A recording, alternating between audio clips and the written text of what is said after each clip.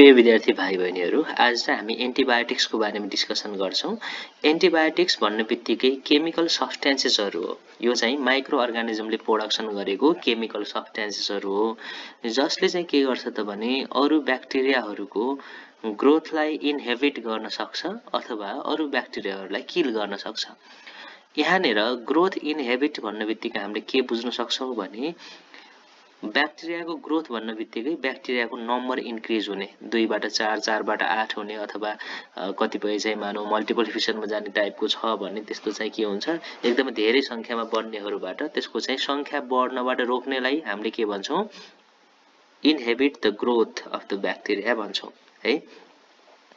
यसरी antibiotics are the chemical substances produced by the microorganisms which have capacity to kill or inhibit the growth of bacteria.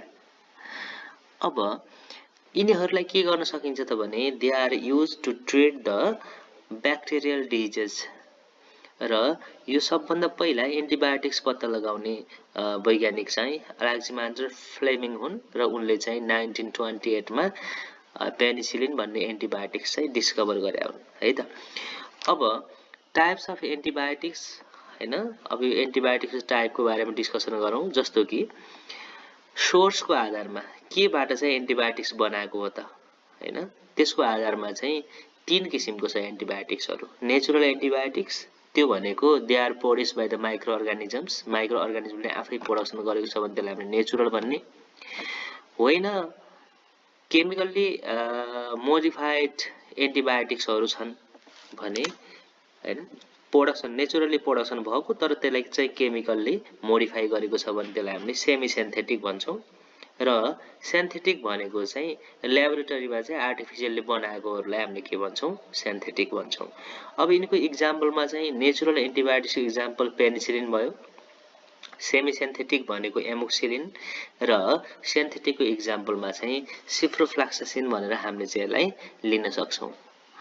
अब on the base of spectrum कस्तो खालको चाहिँ यसले असर गर्छ त हैन, यसले चाहिँ केही प्रकारको ब्याक्टेरियाहरूलाई किल गर्छ कि धेरै प्रकारको ब्याक्टेरियालाई किल गर्छ अथवा स्पेसिफिक टाइपको ब्याक्टेरियालाई किल गर्छ कि धेरै प्रकारको ब्याक्टेरियालाई किल गर्छ, त्यसको आधारमा चाहिँ एन्टिबायोटिक्सहरू 2 टाइपको छ। एउटा चाहिँ broad spectrum antibiotics that act against many types of bacteria, जस्तो कि एक्जाम्पलमा टेट्रासाइक्लिन आउँछ भने न्यारो स्पेक्ट्रम भनेको चाहिँ स्पेसिफिक टाइप अफ ब्याक्टेरियाको विरुद्धमा मात्रै काम गर्न सक्ने, they act against specific bacteria, एक्जाम्पलमा चाहिँ पेनिसिलिन छ है।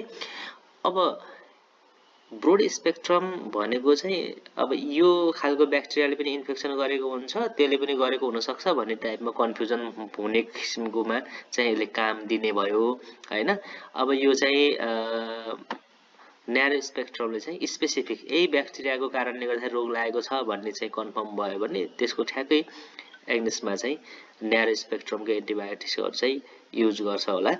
अब हामी चाहिँ based on the effect of bacteria, अब यसले चाहिँ कस्तो ब्याक्टेरियामा चाहिँ के असर गर्छ त्यसको आधारमा चाहिँ के छ त भने एन्टिबायोटिक्सहरू 2 टाइपको छ। एउटा चाहिँ ब्याक्टेरिसाइडल छ, यसले चाहिँ ब्याक्टेरियाहरूलाई मार्छ, ब्याक्टेरियाहरूलाई मार्न सक्ने क्यापेसिटी भएकोलाई के भन्ने ब्याक्टेरिसाइडल भन्ने, जसले चाहिँ ब्याक्टेरियाको ग्रोथलाई मात्र रोक्छ त्यस्तोलाई चाहिँ हामीले के भन्छौं ब्याक्टेरियोस्ट्याटिक भन्छौं।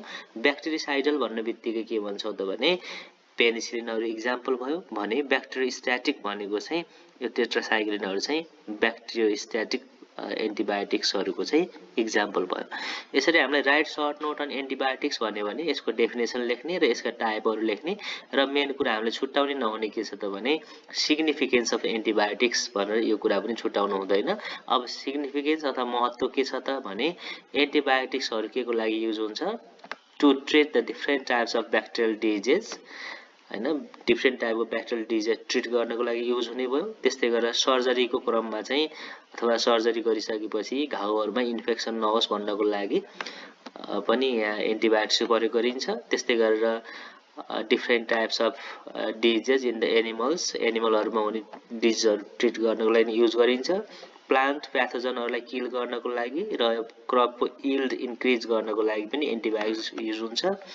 त्यस्तै गरेर they are also use for the food preservation हैन, खानेकुराहरुलाई लामो समयसम्म प्रिजर्भ गर्न पर्यो भने एन्टिबायोटिक युज हुन्छ भने they are also use in the laboratory for the sterilization है त। आजको भिडियो क्लिप चाहिँ म यही अन्त्य गर्ने अनुमति चाहन्छु। हस्, थ्यांक यू।